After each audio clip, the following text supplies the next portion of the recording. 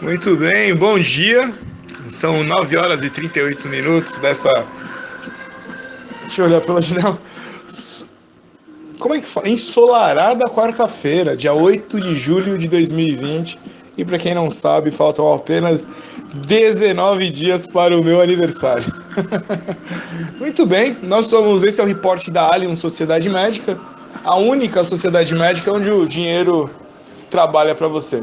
Ah, o que? Você continua depositando na poupança?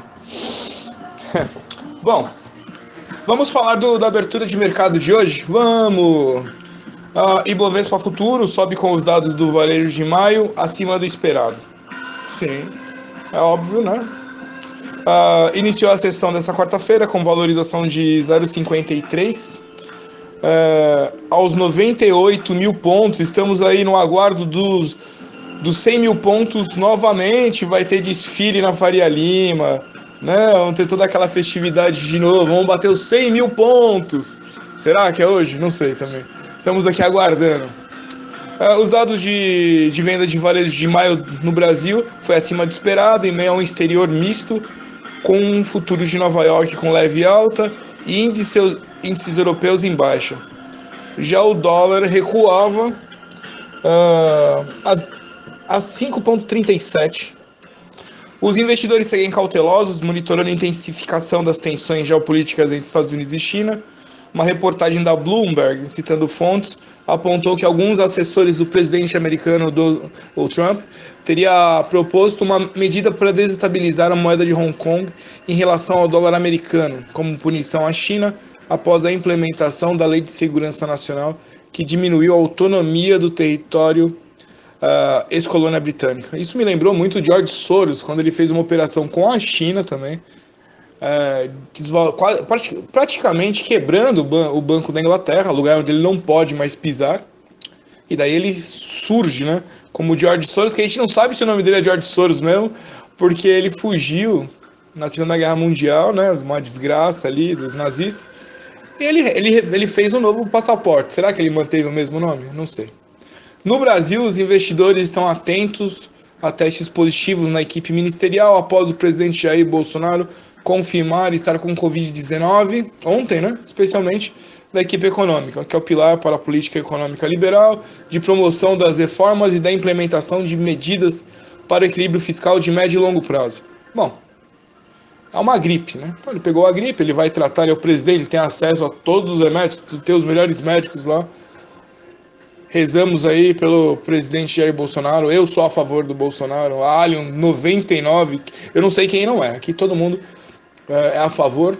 Porque, de fato, a economia vinha numa desgraça, né? Numa ribanceira, caindo. E agora a gente já sente, a gente vê a Bolsa de Valores. Na época da Dilma, da presidente Dilma, né? Estava por volta de 43, 50 mil pontos. A gente dobrou, né? Dobrou, ainda sendo atacado por todos os lados. Cenário interno, vendas do varejo. O volume de vendas de varejo cresceu 13,9% em maio, maior crescimento desde o início da série histórica em janeiro de 2000. A alta foi insuficiente para o setor recuperar as perdas de março e abril, que refletiram os efeitos do isolamento social para o controle da pandemia do Covid-19. No acumulado do ano, o varejo registrou queda de 3,9%. Nos últimos 12 meses, o cenário é de estabilidade, 0%, nem subiu nem desceu. Os dados são da pesquisa mensal do comércio, PMC, divulgada hoje pelo IBGE. O gerente da PMC, o Cristiano Santos, explica que os números positivos aparecem após o mês em que foi registrado o pior patamar de vendas da série histórica, menos 16,3%. Foi um crescimento grande percentualmente, mas temos que ver que a base de comparação foi muito baixa. Se observarmos apenas o indicador mensal, temos um cenário de crescimento. Mas ao olhar outros indicadores, como a comparação com o mesmo mês do ano anterior, sem Covid, né, é óbvio, vemos que o cenário é de queda. Não dá para comparar esse ano com nenhum outro ano, né? Esse ano aqui foi uma desgraça, né? A pesquisa aponta uma perda de ritmo dos impactos do isolamento social no comércio. De todas as empresas coletadas pela pesquisa, 18,1% relataram o impacto do isolamento em suas receitas em maio. Em abril, esse número era de 28,1%. o maior percentual desde o início da pandemia. Com isso, há indicação de crescimento nas atividades dessas empresas. Vamos liberando o mercado, naturalmente vai subindo. IGPDI. Os preços no atacado aceleraram a alta e voltaram a subir no varejo, levando o Índice Geral de Preços Disponibilidade Interna, IGPDI. Índice Geral Preços Disponibilidade Interna, a avançar 1,6% em junho, contra alta de 1,07% no mês anterior, de acordo com os dados divulgados nesta quarta-feira pela Fundação Getúlio Vargas. A expectativa em pesquisa da Reuters, junto a economistas, era de um avanço de 1,39%. O Índice de Preços ao Produtor Amplo, IPADI, óbvio que ninguém precisa decorar essas siglas, né? No mercado financeiro, muita gente não dá para decorar, é muita sigla. Mas vamos lá, IPADI, que é o Índice de Preços ao Produtor Amplo, responde por 60% do indicador. Acelerou a alta de 2,22% ao mês e 1,7% em maio. Os bens intermediários deixaram para trás o recuo de 0,09% em maio e registraram forte alta de 2,7% em junho, pressionados principalmente pelo avanço de 12,11% dos combustíveis e lubrificantes para a produção. Guedes sem Covid-19, graças a Deus, o Ministério da Economia informou na terça que o ministro Paulo Guedes fez um teste e deu negativo. Segue o jogo, não muda nada. A saúde de Guedes foi tema de comentário, porque você sabe, o Brasil ele é dividido entre os que desejam que o país suba e os que desejam ganhar novamente o poder. Então os que desejam ganhar o poder, que em geral são os comunistas, essa gente aí, ex-petista, a galerinha, né, tal, eles torcem para uma desgraça, né? E nós estamos aqui torcendo para que decole. Cenário externo. Estados Unidos e China, assessores do presidente dos Estados Unidos, Donald Trump, avaliavam propostas para enfraquecer a paridade da moeda de Hong Kong. Eu falei aí em cima, a Bloomberg comentou isso de novo, citando pessoas familiarizadas com o assunto, embora a ideia não pareça ganhar força. A proposta, possivelmente limitando a capacidade dos bancos de Hong Kong de comprar dólares, foi levantada como parte de discussões mais amplas entre assessores do secretário de Estado Mike Pompeo, que toda semana fala uma coisa, né? E tá ali, essa guerra, né? Ali segue, não sabe o que vai acontecer. O Trump é completamente instável, né? Ele toma atitudes que às vezes um presidente comum não tomaria, porque além de presidente, ele tem toda uma visão de comércio, né? Então ele, às vezes ele é bem torrencial nas suas atitudes. O FMI, a diretora gerente do Fundo Monetário Internacional, Georgieva, pediu às autoridades nesta quarta-feira que usem sua resposta à pandemia de Covid para enfrentar a mudança climática. Olhando à frente, as políticas devem fornecer as bases para uma recuperação resiliente de baixo carbono que crie milhões de empregos, ao mesmo tempo que ajuda a lidar com a crise climática, disse ela em uma conferência da Organização Internacional do Trabalho. Estamos especialmente preocupados que a crise prejudique os importantes ganhos de desenvolvimento dos últimos anos. No mês passado, o FMI projetou uma recessão global mais profunda do que o esperado inicialmente. O fundo vê agora uma contração global do PIB de 4,9% este ano e perda total de produção de 12 trilhões de dólares até o fim de 2021. Eu tenho que lembrar a vocês que esse mês é o mês de entrada dos novos associados para a Allianz Sociedade Médica. Eu tenho divulgado nos grupos, até agora, os investidores, né, os nossos associados, fizeram 80% em 12 meses, que foi excelente. Graças à pandemia, a gente mudou uma política, então as mensalidades pagas durante o ano passado serão devolvidas para aumentar o capital dos associados, né? Isso é muito bom. E esse ano vamos fazer uma coisa mais de menor impacto para experimentar o investimento. Então, os novos associados, ao invés de R$10 mil como aporte e depósitos a partir de R$1.000 ou R$3.000, optamos para que fosse de R$1.000 o aporte inicial, a entrada, né, para associar, e R$300 mensais. E será de 16 meses, então começa agora, vai sacar em dezembro de 2021, obviamente, né, vinculado aos aportes na Bolsa de Valores. Vale a pena? Vale. Depois eu vou postar lá um documento sobre as projeções. Aqui entrou um áudio.